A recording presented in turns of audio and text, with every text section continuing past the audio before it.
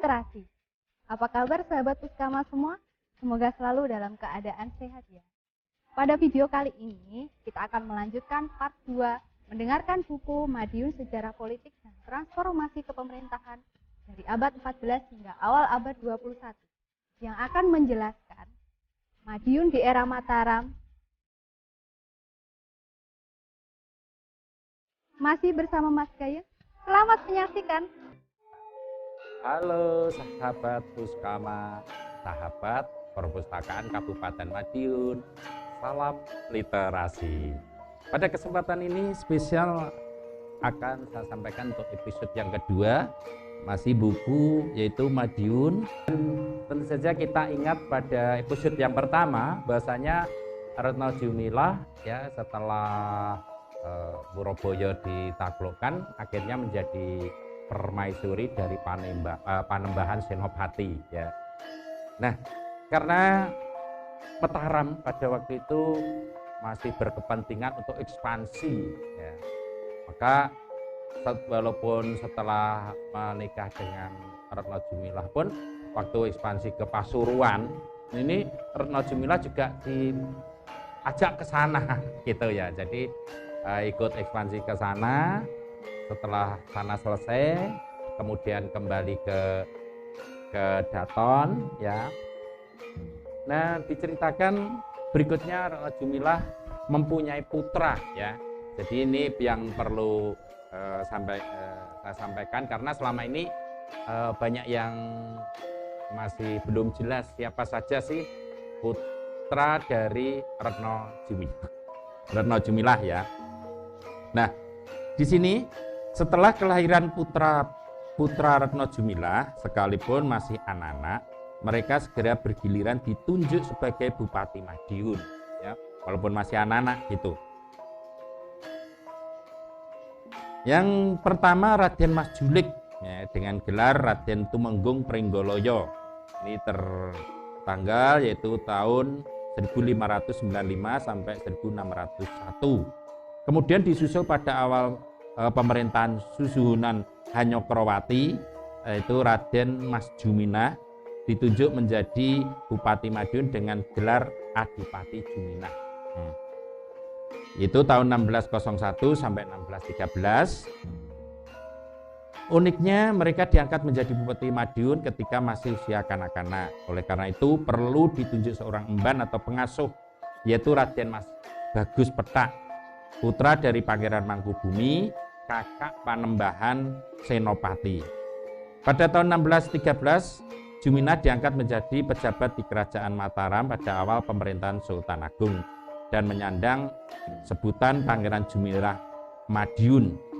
Demikian juga kakaknya Raden Mas Julik Pringgoloyo sebagai penggantinya ditunjuk Mas Kaniten, yaitu putra ketiga dari Retno Jumilah dengan gelar Tumenggung Mertoloyo. Ya, jadi putra Retno Jumilah di sini ada 3, yaitu ada Raden Mas Juminah, ya, juga ada Mas Julik, ya, juga ada Raden Mas Keniten.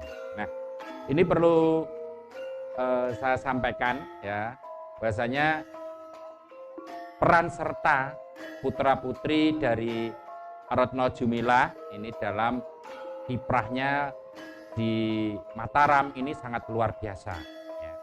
Raden Mas Juminah ini menjadi penasehat Sultan Agung. Perlu diketahui bahwasanya dalam perjalanan sejarah ini di Mataram ini terjadi beberapa kali suksesi kepemimpinan ya. Namun dalam perebutan kekuasaan tersebut Madiun ini cenderung bersifat netral ya, tidak memihak ke mana-mana karena pada umumnya perang ini adalah perang saudara, sehingga satu dilema juga kalau memihak salah satu. Tapi dalam konteks melawan penjajah Belanda ini sikap Madiun sangat jelas, yaitu anti kolonialisme, artinya anti dengan Belanda. Nah, dari perjalanan waktu di era masa Sultan Agung ini memang juga sangat anti kolonialisme. Ini putra-putri dari Retno Jumilah. Ini ada Tumenggung Mertoloyo dan Mas Jumilah, ini menjadi panglima perang ya, jadi senopatinya ya, jadi pimpinan perangnya melawan waktu ekspansi ke Batavia ya, mengusir VOC dari Batavia ya. Ini nah, berikutnya Sultan Agung sudah berupaya bagaimana untuk mengusir penjajah pada waktu itu, namun juga mengalami beberapa kali juga kegagalan. Nah, perjalanan waktu akhirnya Sultan Agung wafat juga ya. Demikian juga putra-putri dari Retno Jumilah.